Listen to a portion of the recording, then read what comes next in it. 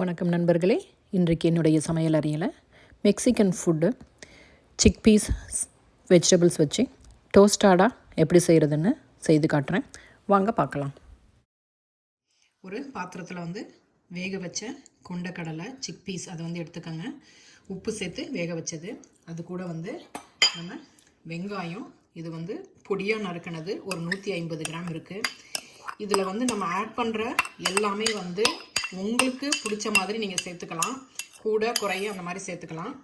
அது கூட தக்காளியும் உள்ளே இருக்கிற அந்த சாறு விதை அதெல்லாம் எடுத்துட்டு நம்ம வெறும் ஃப்ளஷ் இருக்கிறத மட்டும் சேர்த்துருக்கோம்.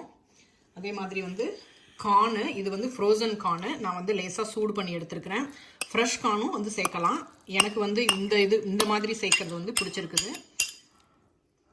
அது கூட நல்லா பொடியாக நறுக்கின கேப்சிகம். இது எந்த கலர் வேணாலும் நீங்கள் சேர்த்துக்கலாம். நான் வச்சுருந்த பாத்திரம் பத்தலை, அதனால் நான் வேறு பாத்திரத்தில் மாற்றிருக்கேன். இதை எல்லாத்தையும் கலந்து விட்டுக்கலாம். கூட ஒரு அரை டீஸ்பூன் ஜீரக பொடி சேர்த்துக்கலாம். அதே மாதிரி அரை டீஸ்பூன் மிளகாய் தூள் சேர்த்துக்கலாம். தேவையான அளவு உப்பு சேர்த்துக்கோங்க. இப்போ தேவையான அளவுக்கு நம்ம லைம் ஜூஸ் சேர்த்துக்கலாம். லெமன் ஜூஸ் 2 டேபிள் ஸ்பூன் சேர்த்தேன். இப்போ அது கூட அவகேடோ நல்லா ஸ்லைஸ் போட்டுக்கோங்க.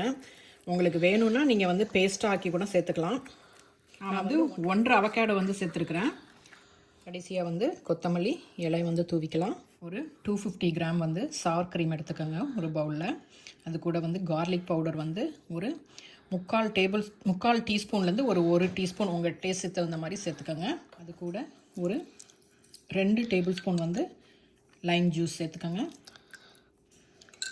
இது கூட ஒரு table spoon டாக்கோ bell fire sauce சேர்த்து மிக்ஸ் பண்ணிக்கலாம். இந்த பிராண்ட் டோஸ்டாடா வாங்கியிருக்கேன். இப்போ அதிலேருந்து ஒரு டோஸ்டாடா வச்சுட்டு நம்ம லேயர் பண்ண போகிறோம். இப்போ இந்த சவர் க்ரீம் பேஸ் நம்ம இதில் ஸ்ப்ரெட் பண்ணிக்கலாம். ஸ்ப்ரெட் பண்ண பிறகு நம்ம இந்த வெஜிடபிள்ஸ் எல்லாத்தையும் வைக்க போகிறோம். உங்களுக்கு எவ்வளோ வேணுமோ அந்த அளவுக்கு நீங்கள் வச்சுக்கலாம். அதுக்கு மேலே திரும்ப நம்ம ஃபயர் சாஸ் சேர்த்துக்கலாம்.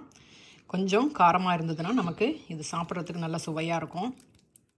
மிக மிக எளிமையான சுவையான சிக்பீஸ் வெஜிடபிள் டோஸ்டாடா தயாராகிருச்சு. உங்களுக்கு இந்த ரெசிபி பிடிச்சிருந்ததுன்னா லைக் பண்ணுங்கள், ஷேர் பண்ணுங்கள், சப்ஸ்கிரைப் பண்ணுங்கள். என்ஜாய். தேங்க்ஸ் ஃபார் வாட்சிங்.